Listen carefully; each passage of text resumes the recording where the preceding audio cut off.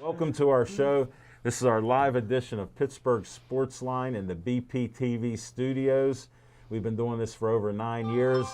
Tonight I got to announce that we're on HD TV for the first time. They have a new program and system here, so there could be some glitches or there could be some issues that Smokin' Jim's going to bring up because he focuses on things that are in trouble. And we'll share that later in the show. I'm Al Levine, the talking machine. I got Smokin' Jim Frazier here, Chip Hayner, and Nick Callis here, the rookie from Waynesburg U, looking for a broadcasting career. So anybody interested in broadcasters, contact us here. If you know my number, call me. If you know my email, send it, and I'll forward it to Nick. And we have a lot of sports to talk with you. We got Comcast 7 you're watching us on, only in Bethel Park, Verizon 32 in Bethel Park, and all the way from Nemacolin to Cranberry, Wexford, and all points in between. Thank you for the Facebook likes. I checked today before I come in, 6,907, so we got it back up again. I appreciate that.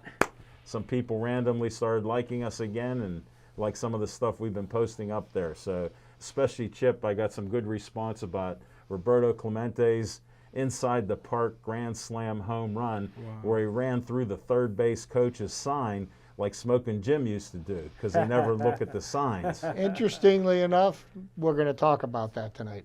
Wow, I had a psychic little thought on that. Was the Thank sign you. in English? No, Spanish, because he's Puerto Rican. Oh, gosh. Thank you, Smokin' Jim. I'm going to clear that up for my dear friend Jim this evening so that there is no misconceptions. There always will be with him. I'll just share that. He just cannot help himself. God. Well,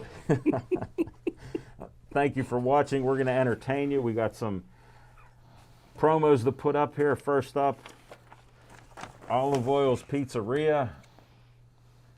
Is that, I don't know if it's lined up. Anthony, you have to coordinate with us if we're lined up. Oh, yeah, that looks good. I can't hear what he said. He said it's good. Okay. Olive Oil's Pizzeria. I found out Frank Fanera still owns the place. I didn't see him. I told you that last week. So we'll see about when we can have pizzas and hoagies here for you guys, because that way you won't have to go to McDonald's ever again. I hope. Okay? Just sharing that with you. Call them 412-831-1900. They're right in the middle of Hillcrest Shopping Center. Great Italian food, salads, and everything else. Look, my shirt changed color, Smokin' Jim. Hey! Anthony, way to go. This is live HD TV. So check them out there and tell them Uncle Al, the talking machine, sent you. Next up, we end each show to honor Joey Fabus with Stay Joey Strong.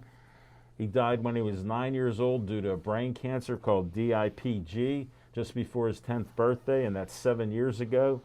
His family started the Joey Fabus Childhood Cancer Foundation and have raised over $100,000. Dave Fabus just sent a picture. When I did get my COVID shot, I posted it, and I'm following doctor's orders, and so far I feel no pain and feel good. But Dave Fabus put out that thanks for wearing the Joey Fabus soldier shirt, because I wore that during my shot, and he hopes to have the 5K 1 mile run this year. So we'll see what happens in September. So I won't give you any advice except take the COVID shot and stay alive. Next up, Bethel Park Historical Society, Schoolhouse Art and History Center. Look at that. We got it centered. Anthony's doing cameras, audio, control room, and what Smokin' Jim say, he's keeping every hair in place. And that's at 2600 South Park Road. It's a great 1905 schoolhouse. It's been refurbished. They rent it out even. They have my favorite tea place, which is Reginald's Coffee. They have fresh roasted tea from around the world. They're open. The other day I drove by, I almost stopped, but I only drink 3 cups a day, and I had 2, so I didn't want to waste one there. But they have chairs out there to sit between, I think, 7 and 2. So stop on by. Tell them Al Levine, the talking machine, said stop in for your coffee or tea. Next up, 501c3. Bethel Park Community Foundation has money for you, from $100 to $5,000 for your group and organization. All you got to do is get an app at bpcf.org. So check it out. If you have a group doing great things in Bethel, guess what? We've given out $1 million in 25 years, and we plan on giving more every year. So stick around. I'm a trustee on the board. Get your app and be out there. Next up, Dave Cable likes to have a little fun at my expense. We'll see what Anthony does on this one. He did it again, folks. Look at that. I want you for BPTV.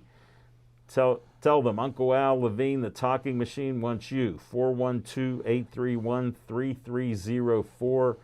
Tell Dave Cable. Al said you can be here. Nick's in front of the camera. Anthony's behind the camera, the audio, the control room. And Connor's off this week. He has soccer practice, so we gave him a little see you next week. But you could be in here if you're in high school or even grade school and you want to help out at the studio. Ask your parents to bring you in and meet Dave Cable. And you can go from there and help us here in the studios and on location. So check that out. All right, Skeet Service Station. We tried enough. Live TV, Skeet Service Station, 6103 Route 88, right in Finleyville, 6 miles from here. They work on anything and everything that runs on gas. So give them a call at 724-348-4715. That's Skeets Lewandowski of Skeet Service Station, red, white, and blue station, past Trax Farm, past the Dairy Queen, then they're right around the corner. So check it out. And he sponsors What's on Your Mind, and Smoking Jim Frazier, What's on Your Mind? Thanks, Al Levine, the talking machine. And if you want the green, you got to see Levine. Hey, I tell you what, Al Levine, the talking machine, how in the world, I tell you what, I'm rolling good.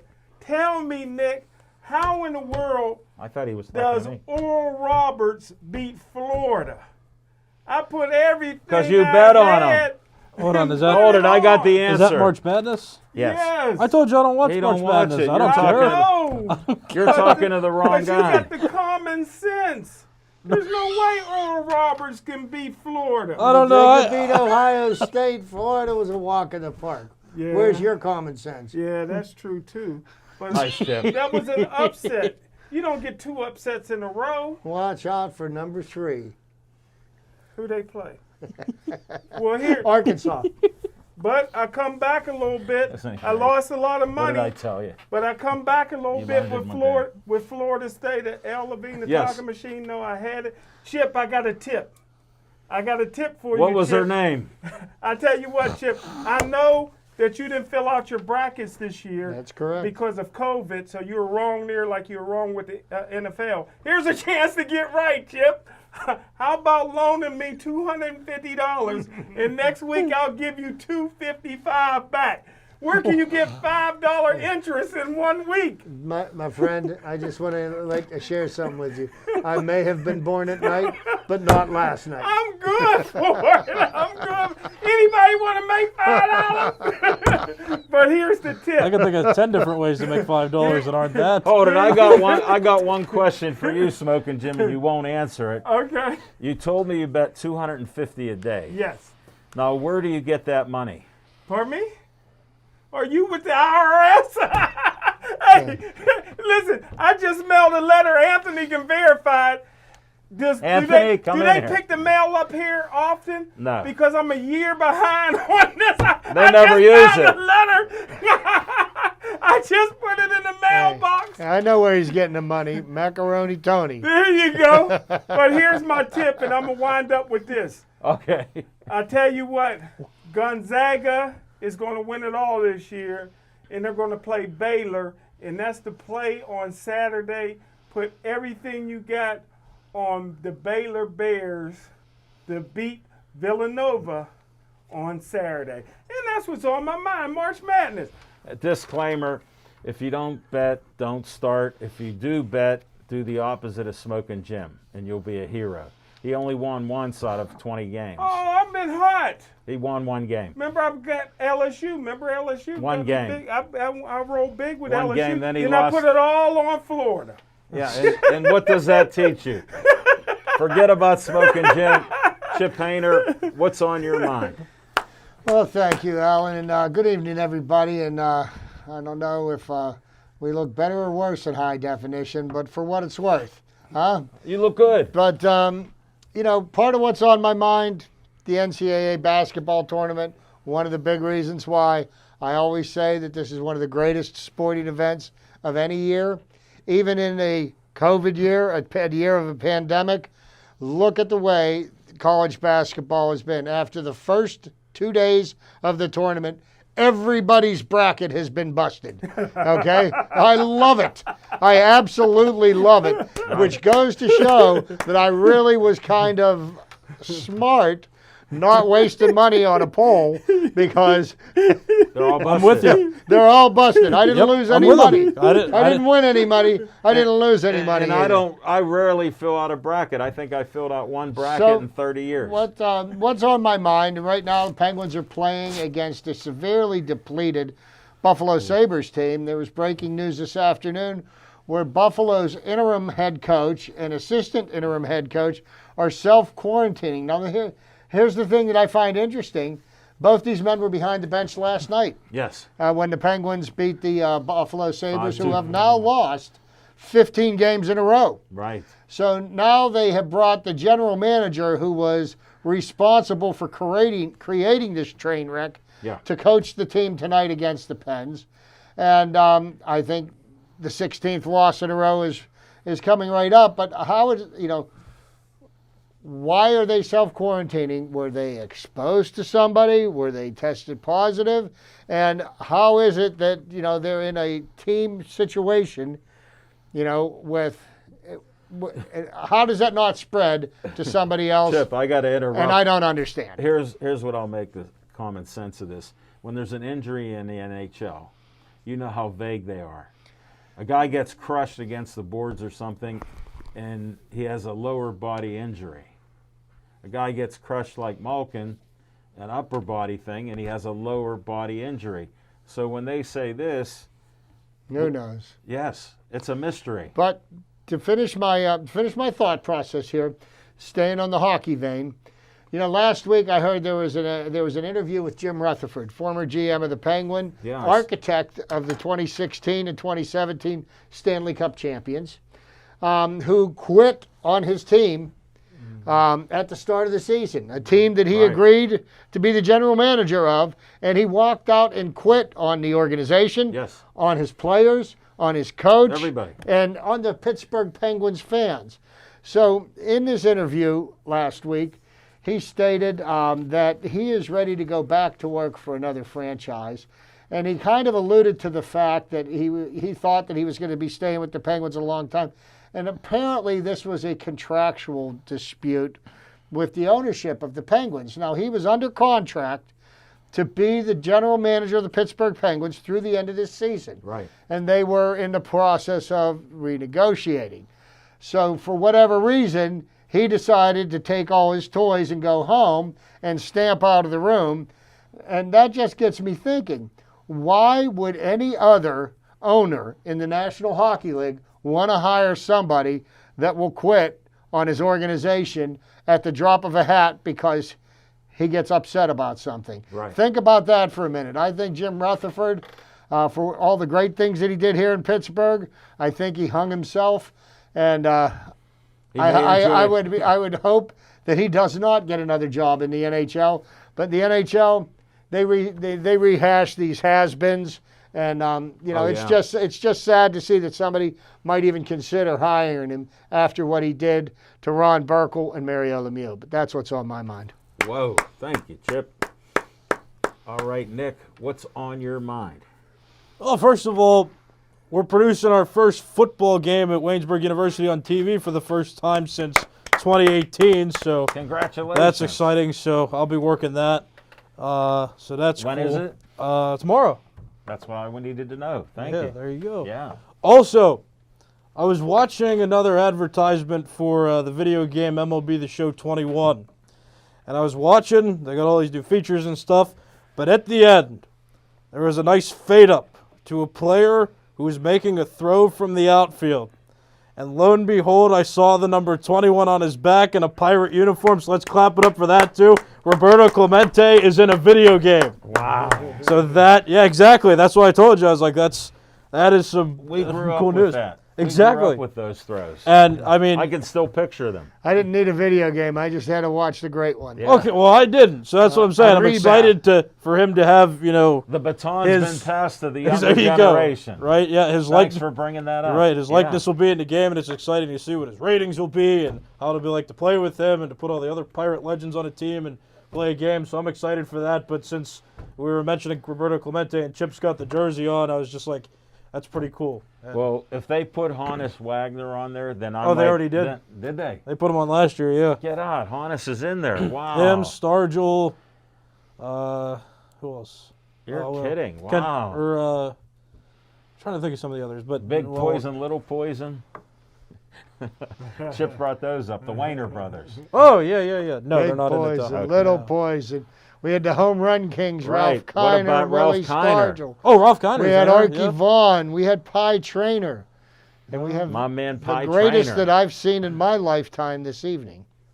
Whoa. Thanks to you, we had all that shit. Yeah, that's what's on my mind. Roberto Clemente in video games now. Ah, thank you, Kurt. Nick, where am I Kurt? going? Yeah, Kurt, I got another name for somebody. We appreciate that, Nick. What's on my mind? Well, we've been scattered all over the block, and I don't follow the Grapefruit League. It's traditional that I don't. But this year it piqued my interest because of all the negativity about the Pirates, especially from Smoking Jim Frazier, who doesn't know who his catcher was, and he said he pitched. So if somebody out there in Gateway World can tell me when Smoking Jim played and who he played with, he doesn't know the coach, doesn't know who played where, said they were white guys. But other than that, so I started watching a few of the games, and the Buccos, I listened to a couple of the games. Lo and behold, they're 10-12-1.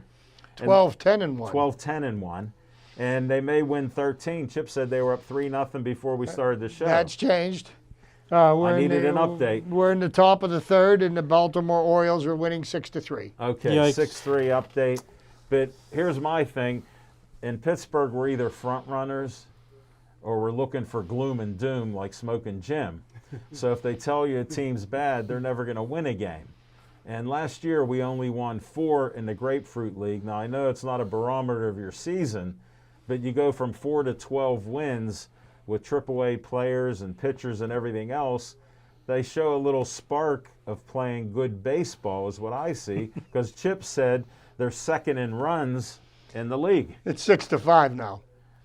Update 6-5. Yeah. Like a true Pittsburgh tradition, the team doesn't quit. They keep coming back. Like, look what the Penguins have done this year and coming back in their home record. So I'm a little bit hopeful. I'm sure Chip will fill us in on some things like that. But just with me, I have a little bit of optimism in spite of all the negativity around the Pirates. So I'll just say, let's go Bucks. And we're going to come back with some fiction and fact from Smoking Jim's Almanac.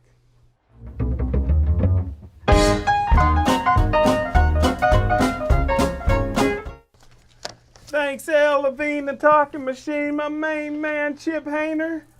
And I tell you what, I am so proud of the future, the voice, Nick. Waynesburg, the Yellow Jackets is playing some football tomorrow. Spring football's alive and well, and we couldn't do it without my main man, Anthony. Never here out of place, doing his things on the ones and twos and making us look good.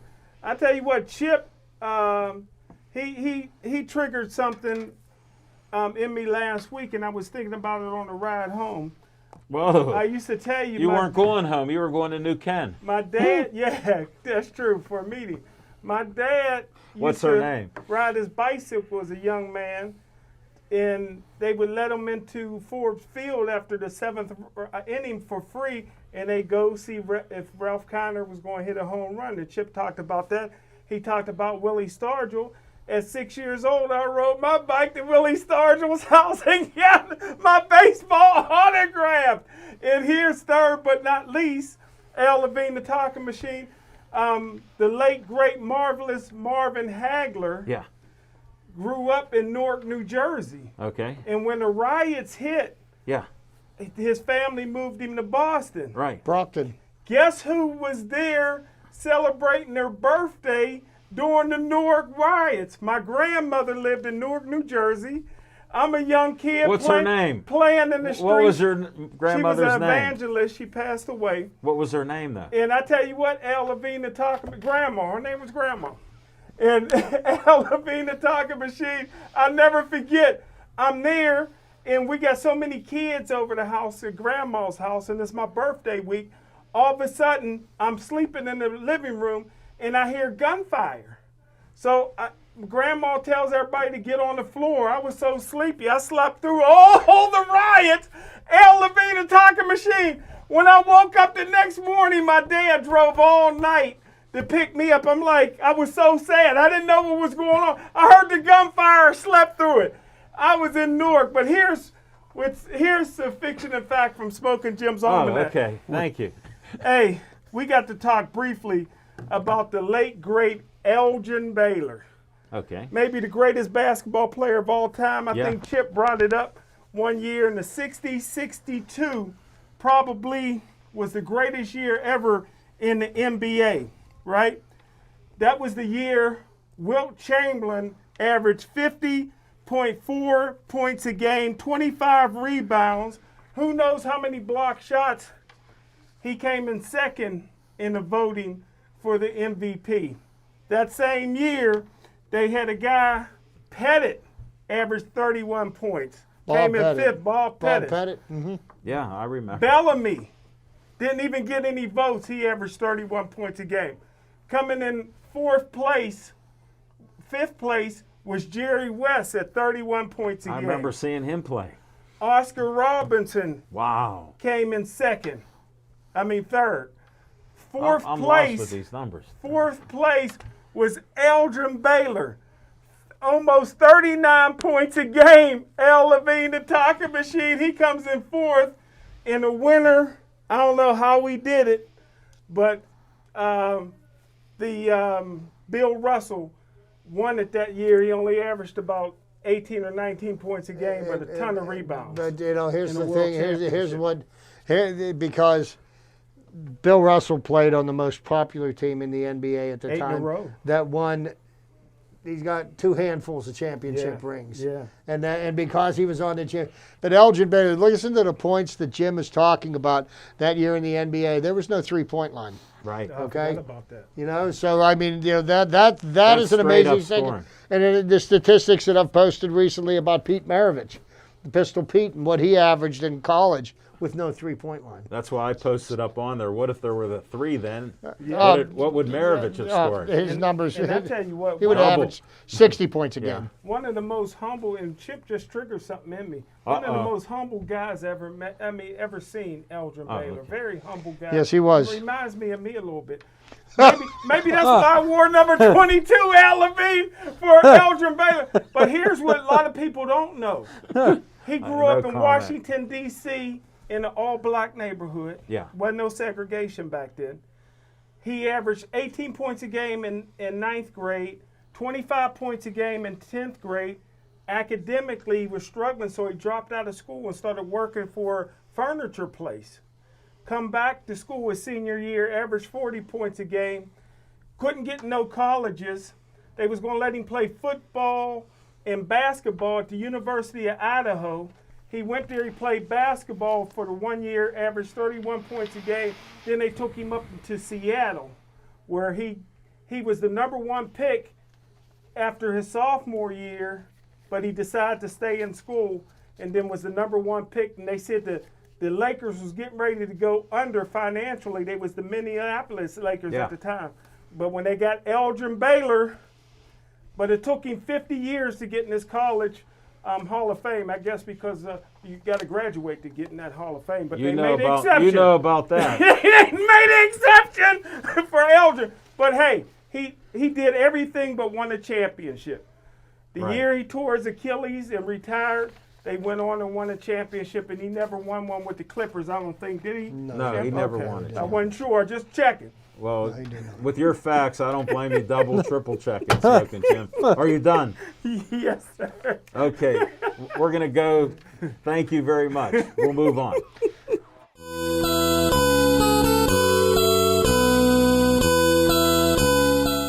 Thank you, everybody. And I'm representing Mr. Clemente this evening. Thank you, Nick, for the story about Roberto Clemente making it to a video game. But Yes. Roberto Enrique Clemente Walker was born August 18th, 1934, died December 31st, 1972. And he was a Puerto Rican professional baseball right fielder who played 18 seasons for the Pittsburgh Pirates. After his death, he was posthumously inducted into the National Baseball Hall of Fame in 1973, becoming both the first Caribbean and the first Latino American player to be enshrined. He's black. Because he died at a young age and had such a stellar career, the Hall of Fame changed its rules of eligibility. As an alternative to a player having to be retired for 5 years before eligibility, a player who had been deceased for at least 6 months is eligible for entry. Wow. Clemente was an All-Star for 13 seasons, playing in 15 All-Star games. He was the National League Most Valuable Player in 1966, National League batting title winner in 1961, 1964, 1965, and 1966. A Gold Glove Award winner for 12 consecutive seasons from 1961 to 1972. His batting average was over 300 for 13 seasons. He had 3,000 hits during his major league career. He was a two-time World Series champion. Clemente was the first player from the Caribbean and Latin America, in the informal sense, as Puerto Rico is affiliated with the United States, to win a World Series as a starting position player. 1960, he's the first player to receive a National League MVP award, 1966, and to receive a World Series MVP award in 1971. The season following, the Pirates retired his uniform the season following his death, and Major League Baseball renamed its annual Commissioner's Award in his honor, now known as the Roberto Clemente Award. It is given to the player who best exemplifies the game of baseball, sportsmanship, community involvement, and the individual's contribution to his team. Roberto's career started in the minor leagues after signing with the Dodgers. February 19th, 1954, Clemente moved to Montreal to play with the Royals. Affected early on by both climate and language differences, Clemente received assistance from bilingual teammates such as Chico Fernandez, pitchers Tommy Lasorda, and Joe Black. Joe Black was the original target of the Pittsburgh Pirates' June 1st, 1954 scouting trip to Richmond, conducted by pitching coach Clyde Sukeforth. The mission's focus quickly shifted when he witnessed Clemente's throwing and batting prowess in pregame drills. Nonetheless, Clemente barely played during Sukeforth's 3-day visit, with his suspicions further aroused by manager Max Macon's dismissive remarks. "You mean you want him?" And the fact that Clemente took batting practice with the pitchers rather than his fellow position players. Sukeforth made inquiries and soon ascertained Clemente's status as an unprotected bonus baby. The manager had been instructed to use Clemente sparingly, acknowledged Macon almost 12 years later. "We tried to sneak him through the draft, but it didn't work." As Sukeforth told the Pirates beat writer Les Bitterman, "I knew then he'd be our first draft choice. Before leaving Richmond," he recalled, "I told Montreal manager to take care of our boy and see that he didn't get hurt." Nice. His major league career, for all but the first 6 weeks of Roberto Clemente's career, he wore the number 21. After his death, the number was retired by the Pirates. For his first few weeks, Roberto Clemente wore the number 13. Wow. As his teammate Earl Smith was wearing number 21. It was later assigned to Clemente. During the off seasons, except through in the 58-59 winter, 62, 63, 65 to 66, and so forth, Clemente played professionally for the Santurce Crabbers. Wow. I've got a replica of their jersey at my house. Nice. I got that at the Roberto Clemente Museum. I highly recommend taking the guided tour. I've been there a couple times. I Yes. haven't. Where is it? It is. Up past the strip It's in district. Lawrenceville. Yeah. Oh, okay. It's right on Butler Street, and it's worth the $25. Believe me. Their tour guides are excellent. And They'll teach you stuff that you never even heard of. interestingly enough, when my wife took me down 2 years ago, right after Christmas, and the tour guide looked at me because I was standing right next to him, and I was telling him things. He goes, "Do you want to run this tour?" Right.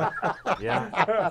But anyhow, Clemente joined the United States Marine Corps in September of 1958. He served his 6-month active duty commitment at Parris Island. Clemente debuted with the Pirates April 17, 1955. Wearing the number 13, early in his career, he was frustrated by racial and ethnic tensions. With sniping by local media and some teammates, Clemente responded to this by saying, repeat after me, Jim, "I don't believe in color." He noted that during his upbringing, he was taught never to discriminate against someone based on ethnicity. Yeah. Gotcha. Clemente was at a double disadvantage. He was a Latin American and a Caribbean player whose first language was Spanish and was of partially African descent. The year before, the Pirates had hired Kurt Roberts, the first African American player. But, we could go on and on through Clemente's career. In July 25th, 1956, to pay homage to the first and only time this has ever happened in the major leagues, Roberto Clemente is the only documented walk-off inside the park grand slam in modern Major League Baseball play. It may have been done only once in the history of the game. So Roberto Clemente did hit an inside the park grand slam home run, and yes, he did run through the stop sign at third base, but that just adds to his legacy. So Roberto Enrique Clemente Walker was the greatest Pirate player that I have witnessed playing the game in my lifetime. So there. Now, last but not least, I got a little treat here for Nick. And I spoke several months ago about one of the greatest Pirate announcers of all time, and that was the Gunner, Bob Prince. Oh, yeah. And the Gunner was an institution when Al and I were young. I mean, the Gunner and his euphemisms. There was the Hoover job. There was the green weenie. There was the bug loose on the rug, and he had his own euphemism. Well, Bob Prince handed down his microphone duties to somebody that I would like to talk about. He's been a play-by-play announcer for 33 years. For the Pittsburgh Pirates, the longest such tenure in team's history. In 2008, he was nominated for the Ford Frick Award, which is given by the Baseball Hall of Fame. As a radio broadcaster for the Pirates, AAA Charleston Charlies, in 1974 and 75, this gentleman was mentored by Hall of Fame broadcaster Bob Prince, who invited him to Pittsburgh after the Charlies' seasons concluded and allowed him to take over the microphone on occasion.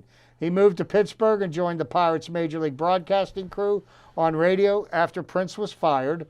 He started as Milo Hamilton's junior partner, calling just 2 innings of games and serving as Hamilton's color man. In August 2000, his role began to increase after Hamilton left following the '79 series.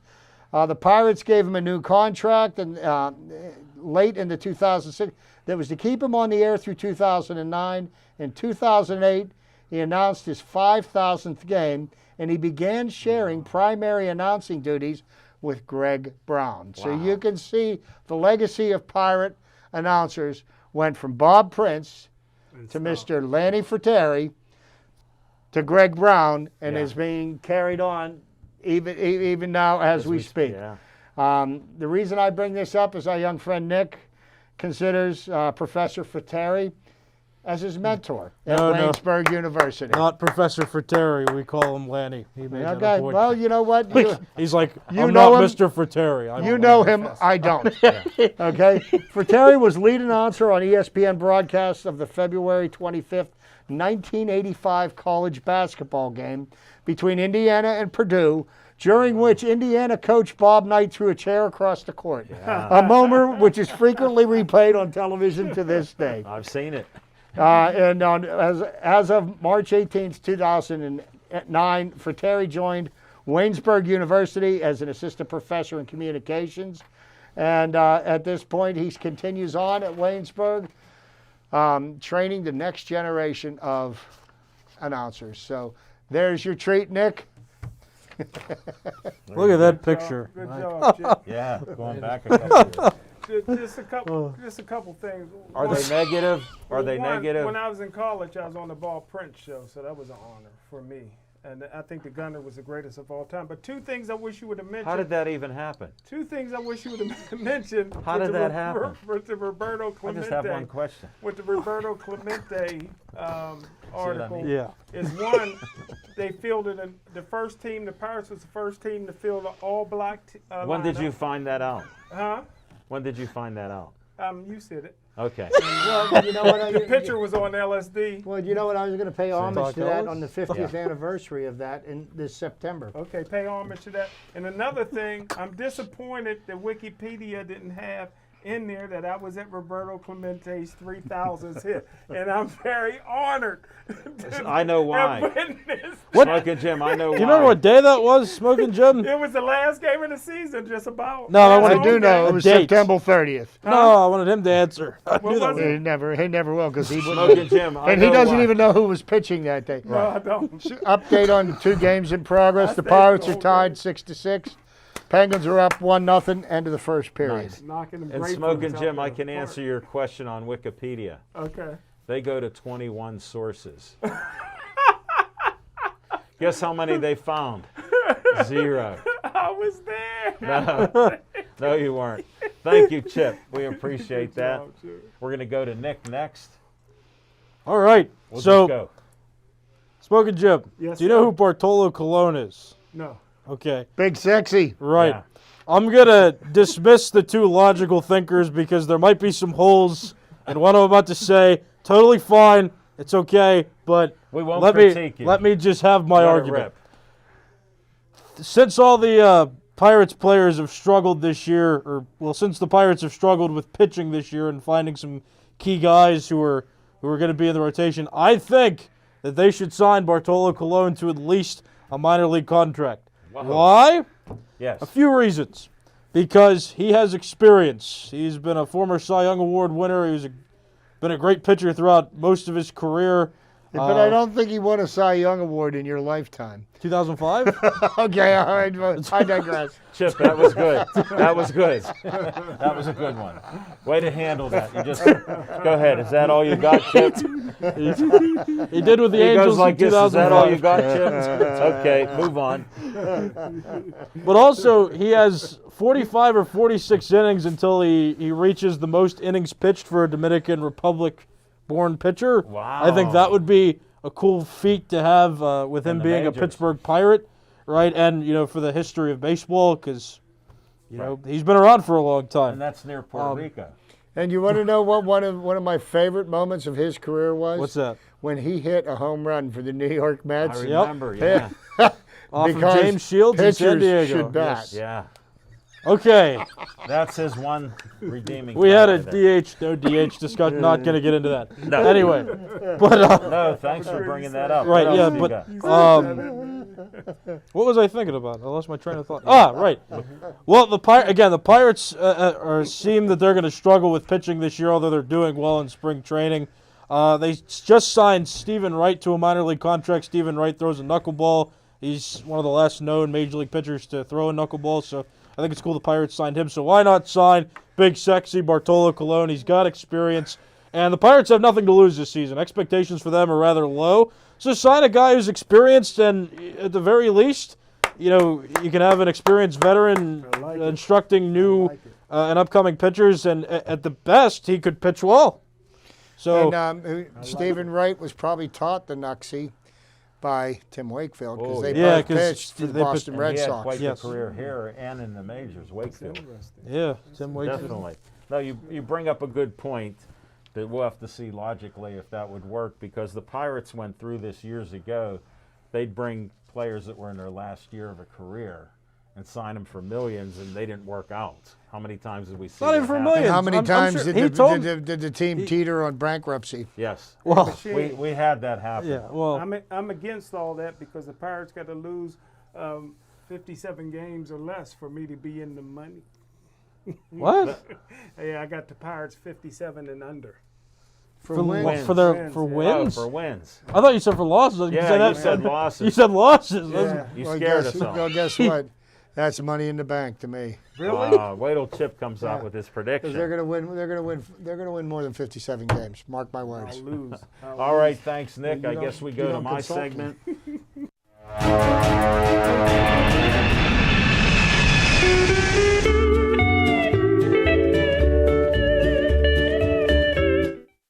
On location. Normally I talk on location, but first I want to honor a guest of ours and a gentleman that was known as The Voice. He announced plenty of sports in the local area, was doing Duquesne basketball, football, and everything else.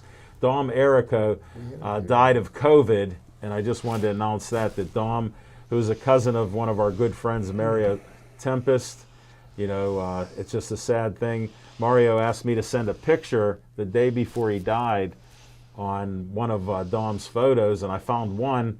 After he died, I found the second picture that had Mario and me and Dom together. You know, my heart goes out to his wife Libby and their two young boys. Under 7. He's got one young boy that's 7, one that's 5. Yeah. And he had finally got his dream job as an announcer. He was the voice of the Duquesne Dukes basketball team. Yes. And And he announced other events throughout the and city. he was a super great person. He got sick. He spent 2 months fighting the virus and COVID. and it won. Yeah. And it won, and it was unfortunate. But my heart goes out to his wife and his family and to all of his loved ones. No, and that's why I wanted to share that, because he was a great friend. He even offered to do voiceovers anytime for the show, but we don't do a lot of voiceovers, so I said, I'll put you on hold.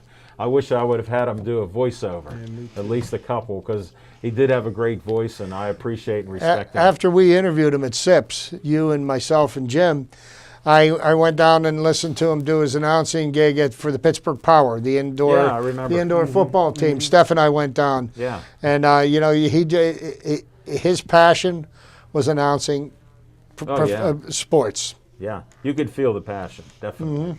He was that good. I even saw one of the Power games also myself. I saw it with a couple Was people. that the team that Lynn Swan was the owner and went bankrupt under Lynn Swan? I don't think. Same way USC did? No, I don't think. That was under Trump, but that's another story. All right, on location, we had that great boxing match, so check it out. People are checking that out online at the USS Fight Academy. They're supposed to do another amateur fight night May 1st. So Smoke and Jim, get ready, and it looks like we'll get invited. They told us they'd like us to come back. We heard a lot of great feedback on that, so I wanted to share that. And we're looking for on location if people get a little healthier and the COVID gets under control, which it is not at this point in time. Maybe we can go out on location again and do some shows out there in the world. So More people get vaccinated. yeah, yes, they should, no matter what. But we'll see what happens. I mean, we try not to bring politics to here and misinformation. We're just trying to go with the facts and just trying to stay alive. So we're going to come back and we're going to talk some Penguins at the end and some other sports.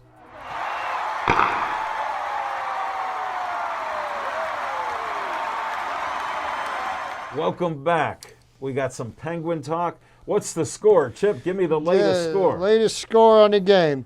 They're at the End of the break first. between the first and second period. Penguins are up 1-0. All right, that's a And good sign. Casey again. DeSmith is in the net tonight. However, the Penguins have been beset by injuries. And fortunately, we have been playing one of the worst hockey teams to ever lace up skates. 15 in a row We losses. beat them twice last weekend. And now we beat them last night. We're beating them tonight. So the Penguins have been quite fortunate. Evgeny Malkin's hurt. Kasperi Kapanen's hurt. Right. Teddy Bluger's hurt.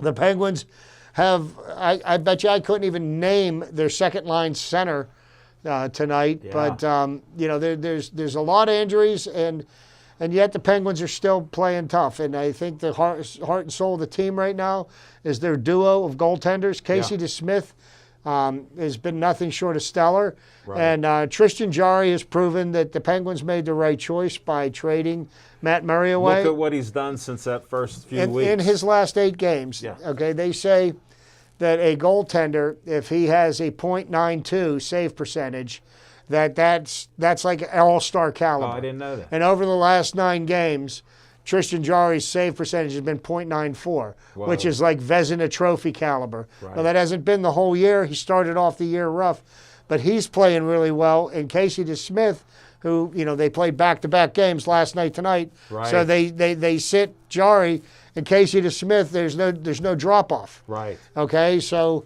Sidney Crosby is just still – he's just such a phenomenal How hockey about player. on the penalty kills when they're putting on a penalty kill after he's been out there on offense? A play that I saw that impressed me the most against Buffalo last week, and it wasn't even a play he scored on. Somebody took a shot from the left point, and they took a slap shot, and as the puck was coming in towards the goaltender, the puck's about 2 or 3 feet off the edge. Crosby just flicks his wrist and touches it with his stick, Right. and it went right down, and it hit the goaltender's pads, right in between his pads. And the amount of hand and eye coordination to be able to just flick your stick and hit a puck that's traveling at over 100 miles an hour and redirect it. It's just I saw the that guy. play. And here's the guys at a point when they say professional athletes' level of talents start declining. Yeah. But his hand-eye coordination is just amazing. No, it has been his whole career. So he's doing well.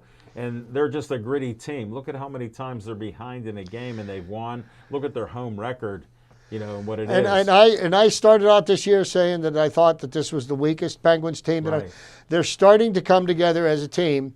And I'm beginning to start, even though I have said I don't believe that they're going to make the playoffs, and I'm not going to go back on what I said, but they're starting to make believers out of me. Yeah. Because they're beating the teams that they're supposed to beat. Yeah. Because after that tonight against Buffalo, I think they go to Boston for 2, and then they've got 2 against the Devils. Right. And the 2 worst team in the leagues are the Buffalo Sabres and the New Jersey Devils. No, and those are the games like traditionally in Pittsburgh, whether it's Pirates, Penguins, Steelers, they play down to the level of the competition and don't always win, which is frustrating for us front runners. We'd like to see the teams win. And especially if you're a front runner, you get mad. But it's great to see them beat a bad team. And they are truly bad. So while we've got a few minutes left, I want to pick Jim's brain a little bit because I want to get the draft out there. Free agency is in full effect, and I noticed there's very few long-term big-dollar contracts being handed out. And I see that the Steelers got Juju Smith-Schuster back for 1 year, and they're paying him $8 million, and they only have a $2.4 million cap hit on him this year. Now I'm going to go over what I think my wish. How much are they paying him? They're paying him $8 million, but his cap hit this year is 2.4. The way they structured the contract, so that's that's a gift. That's a gift, and Juju's hoping that he cashes in next year when the salary cap goes up, because I think that's when you'll start seeing more of these contracts. Right. But I'm going to give you what I feel it should be the Steelers' wish list in the draft, and I want to hear what your feedback is from it. Now, I personally think that the Steelers should go with a running back with the first pick. And you and I have discussed it. I think Najee Harris, that running back out of Alabama, would be a great fit for the Steelers. I've also heard there's a offensive lineman out of Oklahoma State, Tevin, that they say they're very highly rated. Freiermuth, tight end from Penn State. They were up looking at him today. Baby Gronk. So I think, but I do think the Steelers also need an edge rusher, and they need some help in the defensive backfield. So all of these things are things that the Steelers need. Do you think they're going to be able to find any or all of those pieces in the draft this year?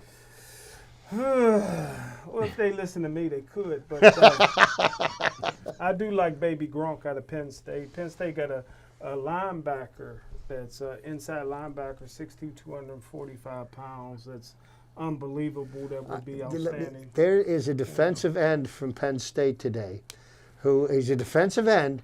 He ran a 4.36 40. Really? Wow. Well, that's actually the middle linebacker. I don't know why they said. No, they said he was a defensive end, but I can't even remember his name. But I'm like, man, somebody that plays on the line and a 4.36 40, dudes. That's fast. Well, there's a freaky defensive end, defensive tackle out of Iowa. Mm-hmm. You got a black name, Dayon, and he's unbelievable, 6'3", 305. But the best offensive lineman on my board is a guard that would be available probably in the 3rd or 4th round. He would be instantly the best offensive lineman the Steelers have, even better than Dotson. He's white. He would probably have to sit a year. Race car. Yeah, he'd probably have to sit a year behind. We need guys now. Castro, but if you're going for the future, he's the only 6'3" offensive lineman ever seen slam dunk from the standing position since Steve Corson. Wow. He's the hardest working guy I ever seen. He played at a small Division III school. His name is Quinn Minor, but I don't know why it's called Minor because he's major.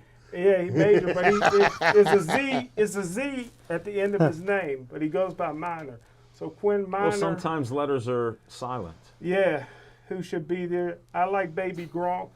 What about a running back? What's your choice there? Well, I would take. I like Najee Harris, like Chip said. Yeah. But I also like the African from Clemson. You know, Pardon me? Ethan. Ethan. Is he truly from Africa? Yeah. I'm just checking. He's from the motherland. But here's the only flaw that I saw about him, that they probably feel that Harris is going to be a better runner, better pass catcher, but he's also able to pick up the blitz in a team. They say can't block anybody. You know. But I'm not ready to give up on McFarland. I called him Wonderlick McFarland because he couldn't learn the offense. And you can't play fast if you can't. But you know what I mean? Hey, listen. Hey, it took Troy Polamalu a year. Yeah. Sometimes it just takes a year. McFarland runs a 4.3 40. He's a breakaway back, and he's got nice size. But you would agree that they do need to add to the running back stable this year. Yeah. Because if you go into this season with the running tandem that they have right now, I think the Steelers are doing a huge disservice to the offense. I don't think they'll bring Connor back to you. You know, if they did bring him back, they'll bring him back for $1 million at the right price, because James Conner, he's in the same position. Who's going to sign him for a lot of money because he spends too much time in the training tub? He's brutal. And again, like I said, I wouldn't have brought Juju back for any price because he's a bad influence on Chase Claypool. And you see, right after they signed Juju, Chase gets in a fight out in California. It's a result of Juju's bad influence. Jim, I got a question with a minute to go. With the Castro, was he injured, or will he heal up, or what's the story with him? Because I thought he had a terrible year watching DeCastro and Pouncey. Well, DeCastro needed a coach to push him, and they didn't have one last year. I want to know who plays on the field. Pardon me? Who plays on the field? Coach is who plays on the field? The coach gets them ready. I have a simple question. Angelo I don't know why we Dundee. can't answer. Well, you know, and let's take into account that DeCastro has been in the trenches how many years now? Yeah. I mean, attrition, nobody beats Father Time. No, Father Time's I'm with that program. I just wanted to know something honestly, but Smoking Jim can't answer who plays the game. And I'm still trying to figure it out. My dad always said you need the horses. So when the horses are injured, they don't play. We've got another month before the draft. We'll keep revisiting this every week. On this. We'll get Smoking Jim to open up a little bit honestly. We'll see what he does. But thanks for watching. Please stay Joey strong.